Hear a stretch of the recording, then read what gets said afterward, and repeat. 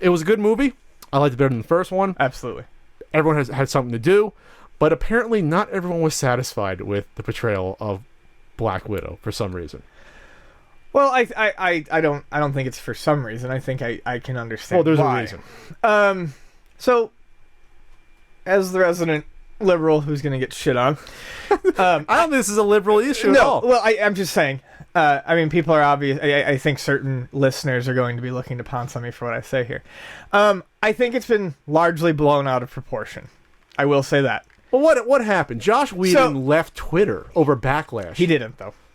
He's come out and said, I have the link. He came out and said he hasn't. He said I mean, as a liberal, as a person who says that he is a feminist, he has said that he has dealt with radical feminists since the day he got on Twitter.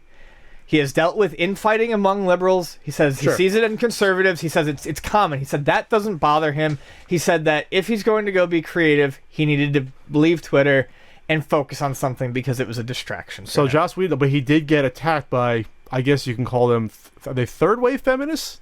Just radical. I mean, neo-feminists. I would just say more radical. Okay. Certainly more radical. So what were they upset about though? They were upset that Black Widow was captured? No, I don't think that's the romance subplot. Nope.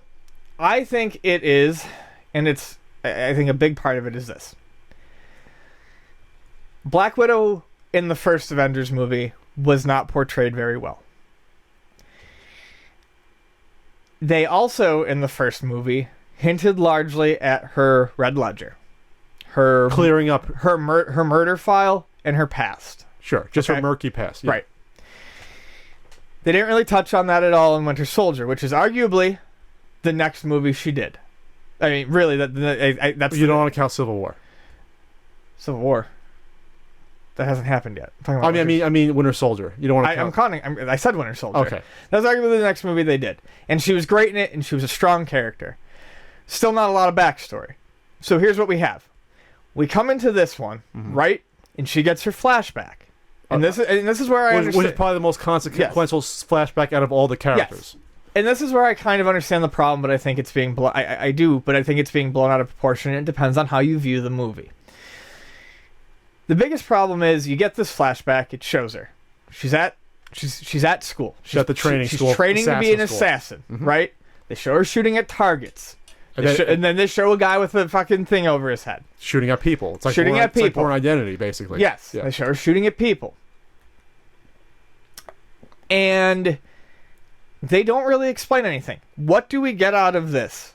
Is we get the scene with Hulk and her, and she says she's a monster and she can't have kids. And give me a minute to finish my train of thought here. People are upset that Black Widow is being portrayed as someone who is basing her worth on whether or not she can have children. The way and if that were the case, I can understand that because of all the promise of backstory.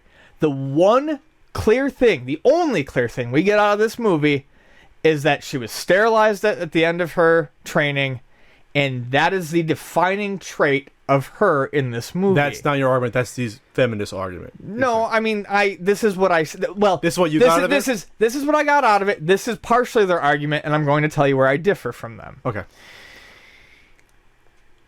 I'm not exactly pleased with how that went down. I'm not. But that came up because that was a direct response to Banner saying, as they're arguing, Jesus Christ, I'm a monster. Hell, I can't even have kids. Mm-hmm. And she counters back with, I can't either. I can't either. And she goes into it, and she explains it. I don't think there's anything inherently wrong with that. My issue is that it was the only thing they brought up. Now, if they had done that, but they had also brought more of her backstory in, if they had said anything else about her backstory, I wouldn't have cared. This is the one thing that they chose to bring out about her backstory in this movie. Well, okay. Now, you can go on. I don't have much more to say here. It's not. Well, no, they brought out the whole thing where she had her whole humanity when she was very young ripped apart from her. Yes, but forced to be a killer. Literally, they were killing the other girls that couldn't go through with the acts. We're talking the nightmare scenario of the 10-year-olds and 10-year-old African kids that are giving guns and are told to kill people. I think a lot of it. I mean, we're talking heavy shit here. No, I know. And so that was sort of, to me, was the cherry on top of the stripping of her humanity. I think that's the problem, though. I think But that wasn't, to me, the focal point. That was all this shit, and then finally this. Well, and and obviously that's so visceral just because if you tell most women, when most women, at least that I've heard of or known, it's extremely traumatic if they find out they can't have kids. Sure. It's extremely traumatic. But let me clear my name here. All right. Clear your name. Clear your ledger. So I do understand that disappointment. However, I believe it is more a product of a couple of things. Editing. You think, okay. Okay. Editing because of, second thing, this is a fucking ensemble movie. Ensemble movies make it incredibly difficult to really beef up the backstory of any one character unless, say, they're new, like the twins. Okay. Okay. So I think that what possibly went wrong here is that it was not done on purpose. It was that this scene was seen as pivotal, and because of time constraints, they were not able to get to other things they wanted to do. So was it the fact that it hurt her so much that she can't have kids that was the bad part of it, or you thought that was the focus of it? I mean, let's put it the this way. focus and the fact that she seemed to be putting a lot of her worth on it.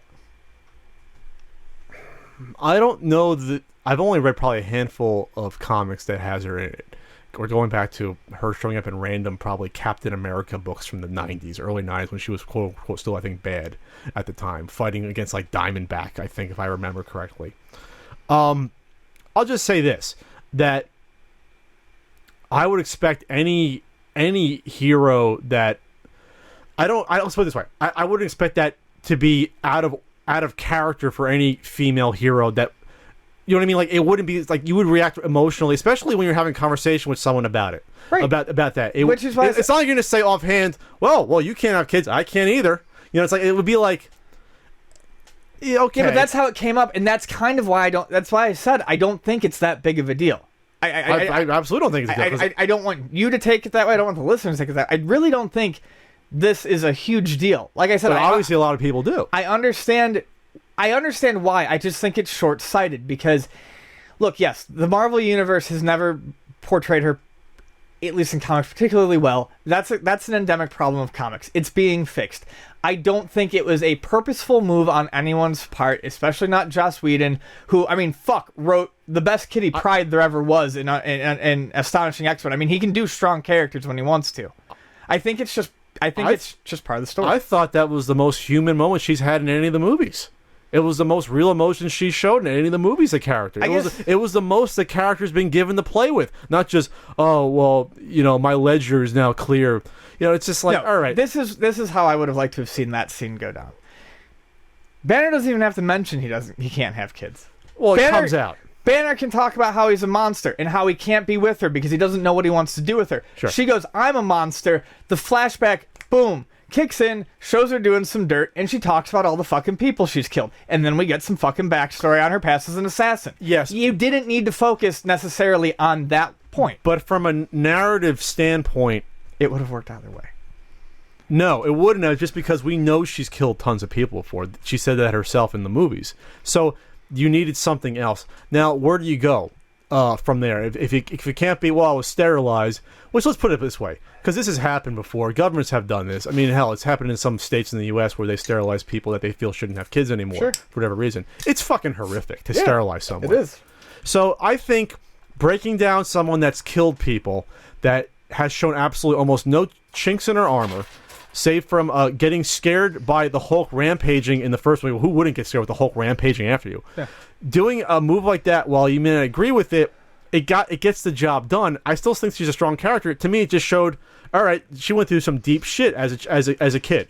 And that at the end of the day, that's why I don't think it was that.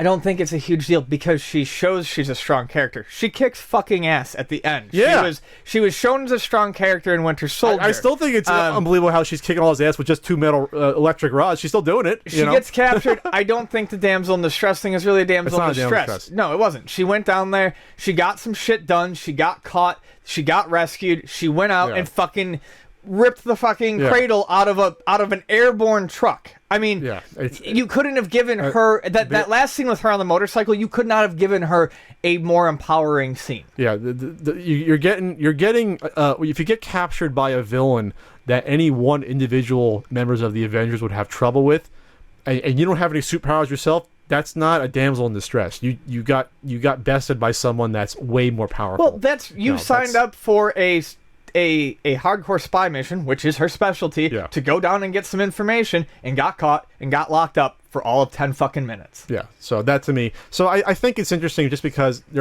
attacked the guy that has stood up for strong female characters and everything he's done. Like I said, I mean, was Buffy, like you said, the stuff he's written in comics. Yeah, his Astonishing X-Men arc is I mean, it's all about Kitty Pryde being stronger than any of the other X-Men. He's the guy who did Firefly as well, right? Yes.